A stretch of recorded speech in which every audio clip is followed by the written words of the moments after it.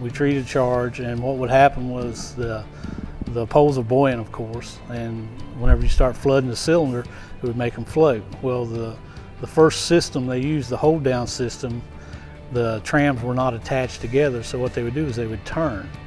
And of course you can see the trams, the size they are, when they would turn upside down or turn sideways and wedge in the cylinder, which means you couldn't pull them out. It'd be in the middle of the day, end of the day, trucks waiting on the loads. Truck drivers would be aggravated because they couldn't get loaded and get gone. People would have already worked 10 hours and still out here for 3 or 4 more, and everybody got aggravated at it.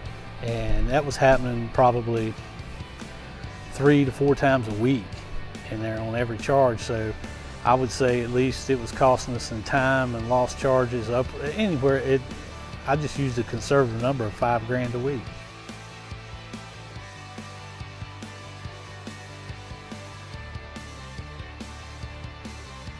One of our crew members had an idea. Because we were out here one night at 10 o'clock pulling poles out of here, and he's like, man, we need to do something different, something there. Because they were using the other hold downs and it just was not working. We stayed late a couple days, wrote it down, drawed it out, brought it to us. We sat there and talked about it. We were actually pretty lucky we had the material here to build this with without having to purchase it, left over from another project. And the guys that put it together for us had it together in 4 days from start to finish.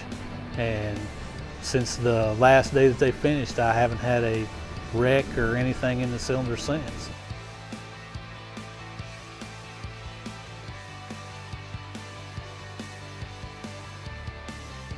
T-Rail helped because it cut down on overtime, cut down on a lot of grief and at nighttime, tearing up stuff, cables, tearing up the material.